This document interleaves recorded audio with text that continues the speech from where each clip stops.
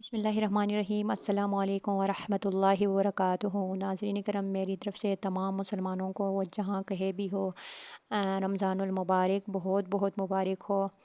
تو رمضان کا مہینہ شروع ہو گیا ہے۔ آج پہلا ہمارا روزہ ہے الحمدللہ۔ تو میں نے سوچا کہ کیوں نہ اس ٹاپک پہ بات کی جائے کہ اس کا معنی کیا ہے اور اس کا مفہوم کیا ہے، فضیلت کیا ہے۔ تو آئیے ناظرین اس کا معنی، مفہوم اور فضیلت جانتے ہیں۔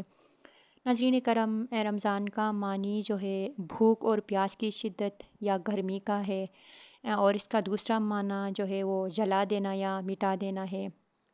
اس کا جلا دینا، مٹا دینا سے مراد یہ ہے کہ اس مبارک مہینے میں گناہوں کو انسان مٹا دیتا ہے، نیکیاں کماتا ہے، ذکر و اذکار میں اپنا وقت گزارتا ہے۔ تو تیسرا اس کا معنی، اس کے تو بہت سارے معنی ہے، لیکن میں ان میں سے کچھ کا میں معنی میں بتانے جا رہی ہوں۔ تو اس کا تیسرا جو معنی ہے وہ ہے رمضان مغفرت کا مہینہ ہے، اور شرعی لحاظ سے اگر ہم دیکھیں تو اللہ تبارک و تعالیٰ نے ہم پر ایک عبادت فرض کیا ہے، یعنی روزوں کے رکھنے کا۔ تو یہ وہی مہینے ہے جس میں ہم روزے رکھتے ہیں اللہ تبارک و تعالیٰ کے لیے۔ تو آل اوور دیکھا جائے تو رمضان کا مفہوم یہ نکلتا ہے کہ اپنی گناہوں کو مٹانے والا مہینہ ہے، ذکر و اذکار کا مہینہ ہے۔ اور رمضان کا مہینہ وہ مبارک مہینے ہے جس میں قرآن پاک نازل کیا گیا، جو لوگوں کے لیے سراپا رحمت ہے۔ اس میں صحیح رہنمائی کی باتیں موجود ہے، اور غلط اور صحیح کو الگ الگ کر دینے والی صاف اور واضح باتیں موجود ہے۔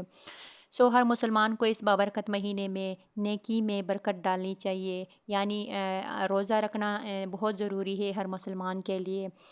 اللہ رب العزت خود قرآن پاک میں ارشاد فرماتا ہے، یہ سورۃ البقرہ آیت نمبر 183 میں ہے کہ یا ایھا الذین آمنوا کتب علیکم الصیام کما کتب علی الذین من قبلکم لعلکم تتقون۔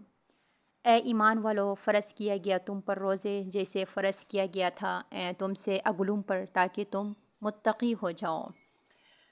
ناظرین کرم، روزے کی فرضیت کا حکم مسلمانوں کو ایک خاص مثال سے دیا گیا ہے۔ حکم کے ساتھ یہ بھی ذکر فرمایا کہ یہ روزے کی فرضیت کچھ تمہارے ساتھ خاص نہیں، بلکہ پچھلی امتوں پر بھی روزے فرض کیے گئے تھے۔ اس سے روزے کی خاص اہمیت بھی معلوم ہوئی، اور مسلمانوں کی دلجوئی کا بھی انتظام کیا گیا کہ روزہ اگرچہ مشقت کی چیز ہے، مگر یہ مشقت تم سے پہلے بھی سب لوگ اٹھائے آئے ہیں۔ طبی بات یہ ہے کہ مشقت میں بہت سے لوگ مبتلا ہوں تو وہ ہلکی معلوم ہونے لگتی ہے۔ قرآن پاک میں اللہ تعالیٰ نے الفاظ الذین من قبلکم سے حضرت آدم علیہ السلام سے لے کر حضرت خاتم النبیین محمد مصطفیٰ صلی اللہ علیہ وآلہ وسلم کی تمام شریعتوں اور امتوں کو شامل کیے ہیں۔ اس سے معلوم ہوا کہ جس طرح نماز کی عبادت سے کوئی شریعت اور کوئی امت خالی نہیں رہی، اسی طرح روزے سے بھی ہر شریعت میں جو ہے فرض رہا ہے۔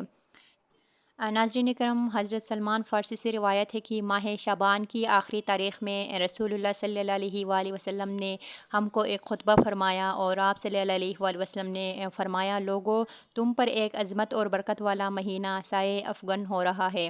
اس مبارک مہینے کی ایک رات یعنی شب قدر 1000 مہینوں سے، 1000 راتوں سے بہتر ہے۔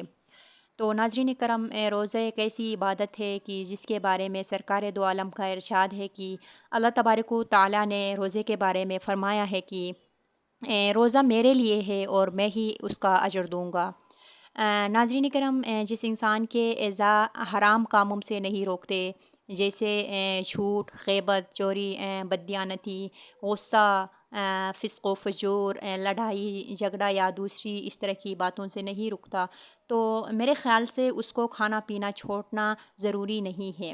اس انسان کو چاہیے کہ وہ یہ سب کام نہ چھوڑتا ہے تو وہ خوب سیر ہو کر کھا پی لے، یعنی اس کو بھوک پیاس سے کوئی چیز نہیں روکتی، کیونکہ روزے کا مطلب یہ نہیں کہ ہم صبح سے لے کے شام تک بھوکے پیاسے رہے، بلکہ اس میں بہت سی چیزیں ہیں، ان چیزوں کو بھی ہم نے فالو کرنی ہے، ان چیزوں کو بھی ہم نے اپنے ڈیلی روٹین میں، اپنے معاملات زندگی میں ایڈ کرنی ہے، اپنے معاملات زندگی میں ان چیزوں پہ عمل پیرا ہونا ہے۔ حضرت عبداللہ بن عباس رضی اللہ تعالیٰ عنہ سے بیان کردہ ایک حدیث قدسی کے کچھ الفاظ اس طرح کے ہیں کہ جب رمضان کا مہینہ آتا ہے تو رسول اللہ صلی اللہ علیہ وآلہ وسلم قیدیوں کو چھوڑ دیتے اور ہر سائل کی مراد پوری کرتے۔ رمضان میں جہاں بہت سی برکات اور انعامات ہیں، وہاں مسلمانوں میں دوسروں کے ساتھ اچھی رویوں کی بھی تلقین فرمائی گئی ہے۔ ناظرین کرم، دین اسلام میں مسلمانوں کے لیے ہر موقع کے لیے آسانیاں رکھی گئی ہے، جیسے قرآن پاک میں ارشاد ہے کہ اللہ تعالیٰ تمہارے حق میں آسانی چاہتے۔ ناظرین کرم، ہم سے پچھلی امت کے لیے روزہ بڑا سخت تھا۔ امت محمدی پر اللہ تبارک و تعالیٰ نے روزے کو بھی آسان فرمایا ہے۔ پچھلی جو امتیں تھیں ان کے لیے افطار سے افطار تک کا روزہ تھا، یعنی سحری نہیں۔ ہم پر اللہ تبارک و تعالیٰ نے یہ احسان بھی فرمایا ہے کہ سحری کر کے روزہ رکھتے ہیں، اور قرآن پاک سننے کے لیے بھی تراویح کا اہتمام ہے۔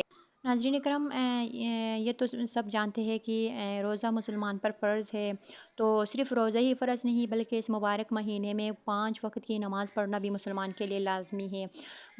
مسلمان روزہ رکھے اور وہ نماز نہ پڑھے، صبح کا سحری کے بعد وہ سوتے رہے یا پھر اپنے دوسرے کام میں لگ جائے، پھر سارا دن وہ اپنے کام میں مصروف رہے اور شام کو وہ افطار کر لے، تو اس کا مطلب میرے خیال سے روزہ نہیں ہے۔ روزے کا مطلب یہ ہے کہ مسلمان جب روزہ رکھتا ہے تو اپنی عبادات پہ عمل پیرا ہو، یعنی فرض نماز تو فرض ہی ہے، اس کو تو ہر حال میں پڑھنا ہے، رمضان کا مہینہ ہو یا باقی 11 مہینے، مطلب سال بھر کا سال بھر نہیں بلکہ میں یہ کہوں گی کہ زندگی بھر نماز پڑھنی ہی پڑھنی ہے۔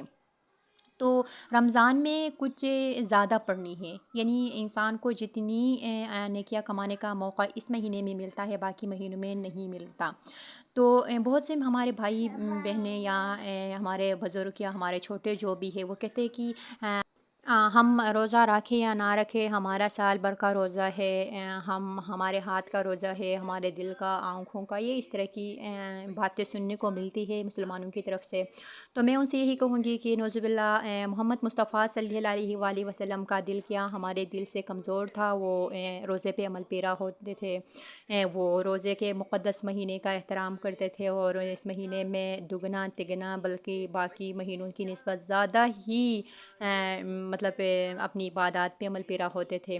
یا دوسرے صحابی جو ہے، صحابیوں کی اگر ہم ہسٹری دیکھیں ہم، تو ان کا دل کیا ہمارے دل سے کچھ زیادہ ہی کمزور تھا کہ وہ ان چیزوں کو فالو کرتے تھے، روزہ رکھتے تھے۔